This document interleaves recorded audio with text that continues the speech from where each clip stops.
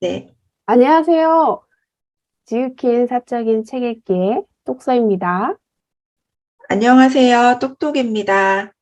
네. 저희는 기독교의 발음 계속 읽고 있습니다. 오늘은 네. 2장 초기 기독교의 계급적 기반에 대해서 한번 읽어보려고 합니다. 이 부분은 제가 했는데요. 여기에서 그 로드니 스타크는 이렇게 문제 제기를 하더라고요. 누가 초기 기독교에 합류했는가? 이게 중요하대요. 1장에서는 우리가 성장 상술 지수 곡선에 대해서 이제 주로 공부를 했다면 2장은 과연 그 초기 기독교에 누가 합류했는가라는 질문을 던지는데요. 왜냐하면 이거 자체가 이제 초기 기독교의 발흥에 대해서 공부한 또 연구한 자료이자 책이다 보니까 그 부분이 중요하다라고 얘기를 하면서 이 기독교 발흥에 관해 이해하려면 응당 기본적인 교인 모집 기반에 대해 알아야 한다. 20세기 역사학자, 사회학자, 신학학자들 대다수는 초기 기독교는 프롤레타리아 운동이었다라고 주장하는 게 많아요. 저도 이렇게 배웠던 것 같거든요. 처음에 기독교는 약간의 빈곤층, 서민층, 하층민, 노예들을 주로 대상으로 해서 믿었던 종교다라고 배웠던 것 같은데 이게 아니었다라고 이제 로드니 스타크는 주장을 하고 있습니다. 그리고 로드니 스타크뿐만 아니라 많은 학자들이 기독교의 기반은 중상류층이었다라고 얘기를 하면서 그에 따른 근거, 연구 자료들을 발표하고 있습니다. 로드니 스타크는 이 외에도 이제 사회적 명제들에 대해서 이제 쭉 얘기를 하고 그에 따른 이제 설명을 하는데요. 그거는 이제 저희는 사회학자는 아니니까 그냥 결론만 말씀드릴게요. 우선은 제가 보기에는 종파운동과 신종교운동을 구분하는 게 중요하더라고요. 우리가 기존에 주장했던 모든 종교는 거의 뭐 프롤레타리아 계급, 사회 빈곤층이 믿었던 걸로 인식한 거는 그게 종파운동에 해당하는 것 같아요. 종파운동은 기성 종교가 있어요. 이미 기존에 기성 종교가 있고 그 내에서 신앙의 세속화 대신 내세를 더욱 지향하고자 갈망하는 이들이 그 종교와 주변 환경 간의 좀 더 높은 수위의 긴장 수준을 회복시키려 할 때 생겨난다고 합니다. 그 대표적인 게 자유감리교 제7일 안식일 예수 재림교입니다. 이건 다 기독교 안에서 새롭게 생겨난 종파라고 할 수 있습니다. 신종교 운동은 새로운 교리, 개념, 사상이에요. 그래서 새로운 것에 관심을 가지는 사람들이 이 종교를 믿는 거고요. 기존에 있는 종교와 이질적이기 때문에 그거를 배우려고 하는 누군가가 필요합니다. 대표적인 종교는 몰명교, 신지론자, 문선명교가 있습니다. 참여자들의 특징을 보면 이 종파운동은 대부분 사회적 지위가 낮다라는 연구 자료가 상당히 많더라고요. 그리고 낡고 익숙한 문화를 반복 주입함으로써 지적 수준이 낮은 사람을 포섭할 수 있다. 즉, 종파운동에 참여하는 사람들은 사회적 지위가 낮고 지적 수준이 낮은 사람이라고 생각하면 되고요. 신종교 운동에 참여하는 사람들의 특징을 보면, 어, 우선은 완전 새로운 종교다 보니까 기존에 있던 지배적인 종교 규범을 침해하고 이로 인해 상당한 적개심의 표적이 될 가능성이 높거든요. 그래서 늘 소금으로 시작을 한다고 합니다. 그렇다 보니까 이거를 접하는 사람들이 직접 수준이 낮은 사람보다는 사회적인 지위나 특권을 가진 사람들이 주로 관심을 갖고 배운다고 합니다. 어, 간략하게 말을 하면 신은 종교를 이해하고 신흥 종교의 필요성을 인지할 만한 교양을 갖추려면 일정 정도의 기득권을 소유한 사람이어야 한다라고 결론을 내리고 있어요.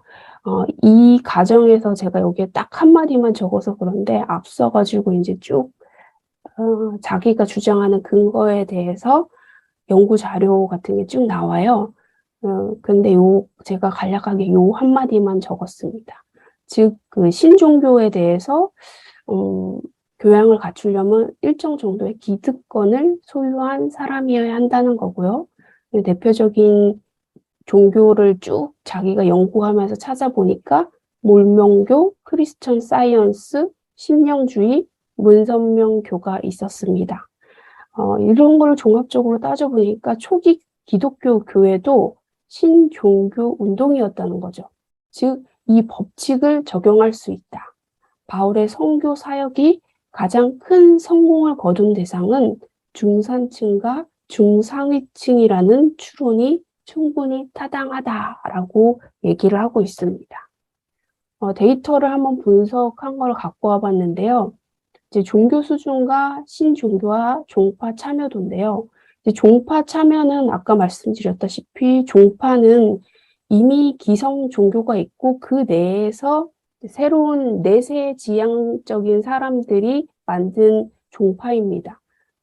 여기에 보면은 종파 참여하는 사람들을 보면 초등학교 졸업하시는 분들이 고등학교, 대학교보다 더 많고요. 점점 학력이 높아질수록 낮아지는 경향이 있습니다. 그리고 신종교 참여하시는 분들은 그 반대로 오히려 대학을 나온 사람들이 많이 참여를 하고 고등학교, 초등학교 갈수록 참여율이 저조한 현상을 보이고 있고요.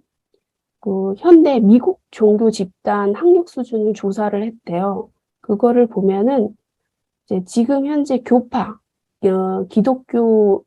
기독교를 믿는 사람들을 조사를 해보니까 대학 진학률은 한 40% 정도 되고요. 유대교나 성공회 빼고 보통 40% 정도대, 60%도 있고, 한데, 이제 종파는 아까 말씀드렸던 특징에서, 사회적 지위가 낮고 지적 수준이 낮은 사람들이 많다고 했는데, 10%에서 37% 정도 되고요. 신종교는 100%에서 67%, 상당히 높죠.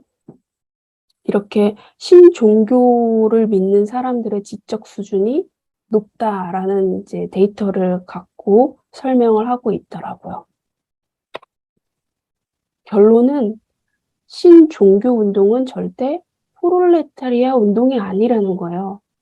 그리고 기독교가 실제로 프롤레타리아 운동이었다면 그 로마 국가가 단순히 기독교를 불법 종교가 아니라 정치적 위협으로 간주하고 기독교 죽이기에 나섰을 것이고, 그렇다면 기독교가 살아남아 있을지도 그걸 장담할 수 없다라고 말을 하더라고요. 왜냐하면 역사적으로 봤을 때 로마 국가가 정치적 위협으로 간주했던 대상들에게 자행했던 탄압의 조치는 무자비할 뿐만 아니라 가차 없고 철두철미했다고 해요. 그러니까 즉 이 로마에 대해서 우리가 기존에 배웠던 게 있잖아요. 수많은 핍박과 무자비한 탄압 속에서도 살아남았던 위대한 종교다. 이렇게 좀 배우지 않았나요? 저는 그렇게 배웠는데, 근데 그게 사실이 아니었다라고 얘기를 하고 있어요. 그러니까 탄압과 핍박은 있었지만 그들을 완전히 말살할 정도의 수준은 아니었다. 어느 정도 살아남을 수 있는 정도의 탄압이었다. 왜냐하면 정치적인 위협으로 간주하지 않았기 때문이다. 라고 얘기를 하고 있고요. 현재 믿는 것처럼 기독교인이 비천한 아웃사이더의 패거리가 아니라 초창기부터 그 구성원이 고위층과 항실의 친구와 친인척을 둔 사람이었다면 억압과 핍박은 대폭 순화되었을 것이다. 그리고 실제로 이 기독교 사면 사례를 한 게 존재하는 그 자료가 많다라고 얘기를 하더라고요. 그거에 대해서 이제 3장부터 풀어줄 것 같아요. 근데 이거 보면서 상식이 또 한 번 깨지는 것 같아요. 그러니까 제가 기존에 나는 이게 변하지 않는 지식이라고 생각을 했는데 자꾸 나이 들면서 공부하면서 기존에 내가 배웠던 지식이 그게 아니었다. 새로운 지식들이 나오고 있거든요. 그래서 예전에 제가 어렸을 때 배웠던 거를 내가 또 누군가와 얘기를 하다 보면, 난 이렇게 배웠으니까 그거를 계속 그 사람들한테 얘기를 할 거 아니에요. 근데 지금 바뀐 걸 날 모르고 있어. 그럼 아찔하더라고. 내가 진짜 나 때는 말이야 하면서 꼰대 같은 사람이 100%될 것 같다. 이렇게 계속 공부하지 않으면. 그리고 내가 예전에 배웠던 것도 어느 연구 자료가 근거가 있어가지고 자료를 데이터 해가지고 결론을 내렸을 건데 그것들이 변하고 있다라는 게 지식은 뭐 영원하지 않다. 계속 변할 수 있다. 이런 생각을 하면서 이 세상을 살아가야겠다는 생각이 들더라고요. 똑똑님은 어떻게 읽으셨어요? 이 책 자체가 기존에 이제 저희가 가지고 있던 그 보편적인 지식에 대항하는 어떤 그 명제를 계속 펼쳐주는 책인 것 같아요. 그래서 저희가 저번 주에 읽었던 1장에서는 그냥 막연히 기독교가 그렇게 많은 사람한테 급속히 퍼졌을 때는 뭔가 폭발적으로 성장할 수 있는 그런 계기가 있지 않았을까라고 우리가 막연하게 그냥 생각했던 것들을 이 로드니 스타크는 그 수치를 이용해 가지고 그렇게 폭발적인 성장이 있었던 건 아니야 라고 우리한테 알려줬잖아요. 이 장도 마찬가지로 기독교가 그렇게 갑자기 또 많은 사람이 믿게 됐을 때는 뭔가 종교적인 그런 뭐 폭발적인 그 성장뿐만 아니라 이 계급 자체가 종교의 기능이라는 거가 우리가 생각해 보면 뭔가 현재 자기가 힘들고 불만족한 사람들이 뭔가에 의지하려고 하는 그렇기 때문에 종교를 믿지 않을까라고 우리는 또 생각을 하잖아요. 그렇기 때문에 현재 굉장히 어려운 상황에 있는 하층민 계급들이 쉽게 종교에 빠지지 않았을까라고 또 생각을 했을 텐데 이 책에선 또 그거에 대한 반박을 내세우더라고요. 그게 아니다. 그래서 지금 앞에만 읽었지만 앞으로도 계속 읽어 나가면 아마 우리가 지금까지 기독교에 대해서 가지고 있었던 그런 어떤 개념들이 많이 깨지지 않을까라는 생각이 들고요. 저는 이제 똑서님이 앞에서 이 장의 내용에 대해서 설명을 잘 해주셨으니까 저는 이 장을 읽으면서 이 사도 바울, 우리가 사도 바울이라고 많이 이제 알고 있는 바울에 대해서 한번 조사를 좀 해봤는데요. 뭐 크게 조사를 한 건 아니고 위키백과에서 내용을 좀 가져왔는데 저도 어렸을 때 교회를 다니기도 했고 성인이 돼서도 많이 교회를 다녔어요. 근데 좀 날라리 신도여서 그런지 제대로 성경을 많이 읽어보지도 못했고 이 뭐 내용에 대해서 잘 알지도 못하는데 결국은 기독교가 이렇게 많은 사람들이 믿게 된 데 가장 큰 역할을 한 사람이 바울이잖아요. 그래서 바울에 대해서 제가 간단히 좀 말씀을 드리고 싶어가지고 내용을 가져왔습니다.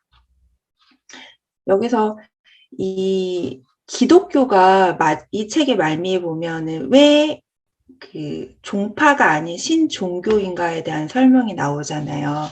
그래서 이 기독교가 유대교랑 가장 큰 차이점은 이 예수 그리스도의 부활을 믿는다는 것과 또 이 구원론에 대한 차이가 있어요. 물론 기독교를 믿으시는 분들은 다 아시고 계시겠지만, 그래서 이 바울이라는 사람은 실제로 초기 기독교의 사도로 활동했고, 그는 예수를 믿는 자들을 박해했던 사람이에요. 유대인이었고, 그리고 근데 이 사람은 예수를 만난 적이 없어요. 예수를 만난 적이 없는데 예수의 음성을 들은 다음에 회심을 하고 기독교를 전파하러 다닙니다. 근데 무려 10년 동안 2만 킬로에 이르는 거리를 돌아다녀요.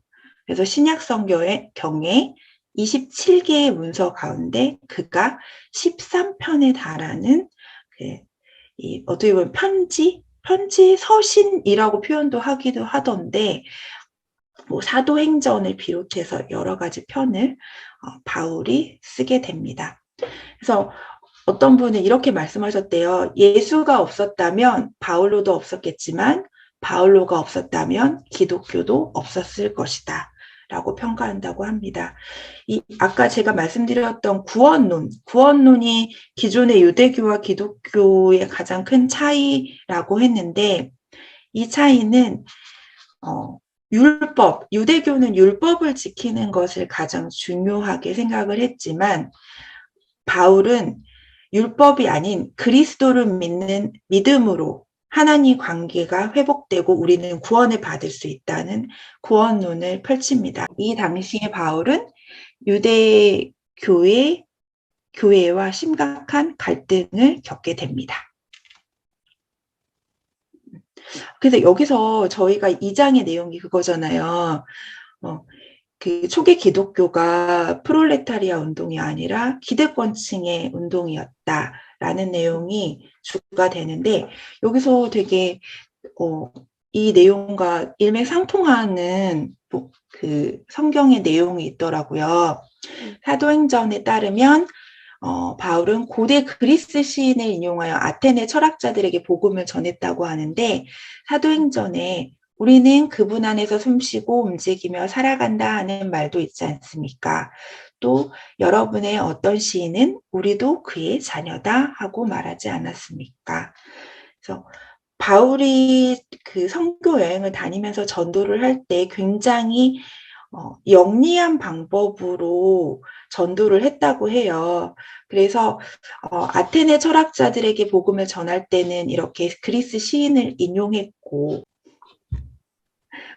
사도행전에는 바울로가 전하는 복음을 듣고 회심한 이들의 이름을 자세히 적었다고 해요.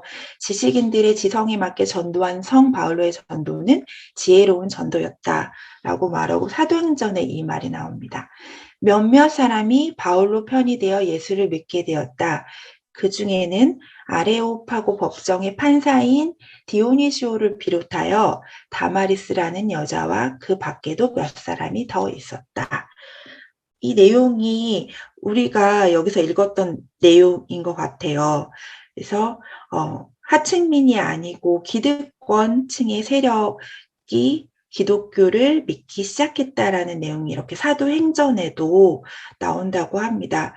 그래서 저는 여기 기독교의 발행 제2장을 읽으면서 아까 뚝서님이 말씀하셨던 저의 이 약간 기독교에 대해 가지고 있었던 선입견이 깨지기도 했지만, 사도 바울이라고 하는 사람에 대한 되게 궁금증이 많이 생기더라고요. 어떻게 실제로 예수님을 만나지도 않았던 사람이 예수님의 부름을 받았다는 이유로 그렇게 많은 시간 동안 전도를 하러 다닐 수 있었으며, 좀 그런 믿음을 가질 수 있었을까?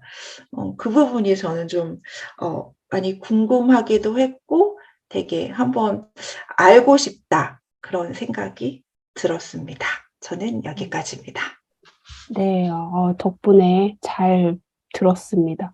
바울에 대해서 예전에 지대너얼에서 잠깐 맞아요. 읽었던 부분이 생각이 나는데, 아까 맞아요. 바울이었다면 그리스도교는 없다라고 얘기했던 네. 사학자 얘기가, 정말 이 자신이 충분히 뭐 종교적으로나 또 지식적으로 많이 알고 있었기 때문에 또 깨달았기 때문에 그거를 전파하는 것에 자기의 몸과 마음을 다 바쳐서 헌신을 하잖아요.